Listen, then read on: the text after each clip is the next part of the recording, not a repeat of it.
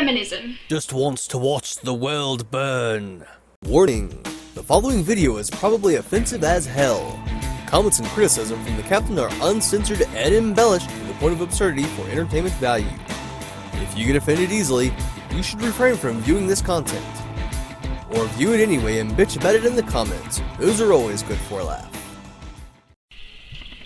Feminism is meant to be a positive word, and it has so much negative stigma attached to it, as a lot of people believe that feminists are man haters, or it's all about benefits for women. Is there anyone among you that has actually stopped and wondered why the majority of people associate feminism with these attributes? Maybe you should stop and consider what the rest of the world might be seeing that you don't. If the idea that feminism is such a negative thing, full of bad intentions, is so widespread that every feminist always starts out with, "It's not about man-hating," and "It's not just about benefits for women," shouldn't this give you enough reason to take pause and consider that this is what it has become? When in fact, actually, a true feminist fights for both genders. True feminist, huh? Now you see, the actual feminist accomplished their goal a long time ago and laid that horse to rest. Feminism now is just trying to dig that back up and beat on it, trying to make it get up so they can ride it all the way to Easy Street for the socially and economically lazy. It's all about equality. For women. And yes, of course, the word feminist has female in it. Because its sole focus is on women. For fuck's sake, someone hand me a hammer so we can drive this point home already. The fact is, the reason why the word came about was because there was a lot of inequality. Yeah, you see, back in the day, the word came around when women fought for an actual right they did not have. There was a need for it, and there's a reason why we're talking past tense here.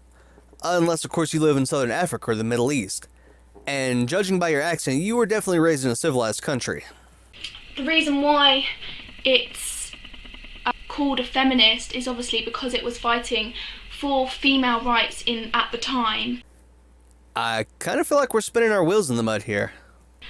And not men. But obviously, as I've mentioned, that it was obviously women fighting for female rights or women's rights. Can we get to the part where you make your point? There are so many male feminists. It's not just females fighting for women's and men's rights, it's actually men fighting for the rights as well. So if we can manage to get a few Jews, black people, and homosexuals into the KKK, it'll make their white superiority movement all good with you, right? And obviously now it's supporting both genders through suffering and inequality.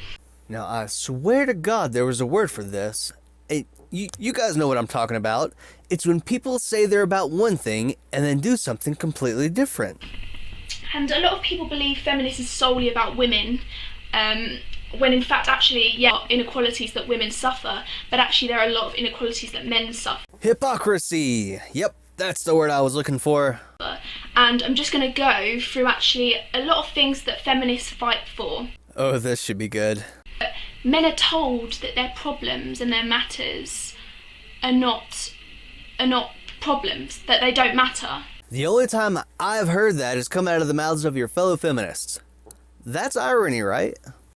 And also that men, I mean, there are so many people that believe that if a man cries or shows any kind of weakness or kind of emotion, they're not a man, they're not a true man, when in fact actually we all know that we all have different emotions, and if a man shows his emotion, he's probably more of a man than someone that hides it, because it's so good to be open with your emotions, and it's not just for females to cry, it's actually for men to cry as well, and there's so many negative connotations to a man crying because he's not a true man. You know, I usually hinder my responses in favor of time for my overall video length, but this time I'm going to indulge myself in responding to the poison she is spewing. Alright, let's begin. In your own words, guys are more of a man when they show their emotions. In which case, we can conclude that guys are less of men when they don't show their emotions. That's not a giant leap of an assumption, right? So just who the hell are you to say what makes me more or less of a man? In my own personal opinion, if a man shows his emotions, he is showing he is in a state of vulnerability. He is showing weakness. I'm also including females in that as well. Again, in my personal opinion, I think you should only show weakness to people you can trust implicitly. That's how we develop close relationships. We share our weaknesses and emotions with people we trust and care about. If you show the world your emotions and weakness, expect to be taken advantage of. It's not right for people to do that, but it's up to you to protect yourself from those that would do you harm. Part of which means guarding easy openings like emotional instability. As for me, I think people should strive to be the strongest person they can be. They shouldn't show their emotions to the world, but they shouldn't bottle them up either. They should share them with people they can trust.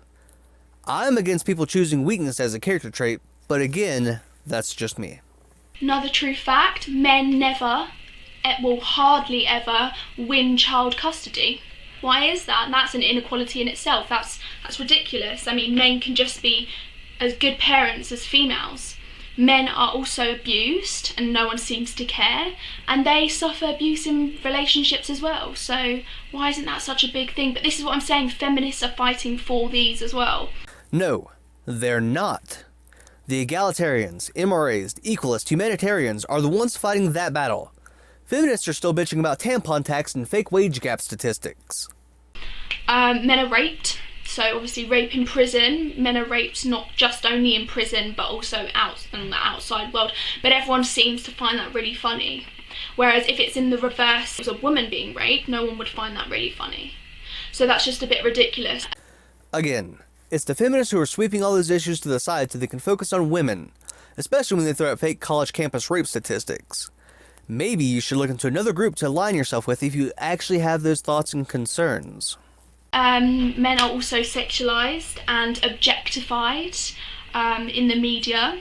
Men's suicide rates are higher than women, so surely that kind of shows you that men are suffering. So really, feminists do fight for both genders. And look at these words on screen. Can you tell me which one, by definition, associates itself with the focus on a particular gender? That's right. If you believe in equality for everyone, you should choose one of the words that actually implies this, and not one sitting in a puddle of human excrement. So many things that women suffer as well, and a big topic at the moment is obviously equal pay for men and women. Ah, here's where the bullshit starts to rain down, huh? Why should a man be paid more than a woman for doing the exact same job? They're not. And it's illegal. That's discrimination based on sex. You can have somebody sued or arrested for that. This is one of the many laws that we have that protect equality in society. And obviously people come back with the argument that no, well, maternity leave, so actually it has to liaise with the kind of amount of money that they're being paid. No, because not only I think men should be given paternity leave, and they should be there at the child's birth. They should be there through the whole process and engaging in, you know, the child growing up in the very first few months that it's born. You're not gonna like what I have to say here, but from a business standpoint, it's stupid to pay people for not working because they had a baby. It's not your employer's fault you had sex, unless of course you had sex to your employer or you had a three-way with them, but they shouldn't have any responsibilities to pay you for it. They had no part of your decision to make a baby. So that's not really a counter-argument to that. We also use women's nude bodies to sell products. We do? Well, fuck, I don't see much of it. Where's all this nude advertising? I really wouldn't mind a nice pair of tits to admire when I'm bringing back groceries from the store.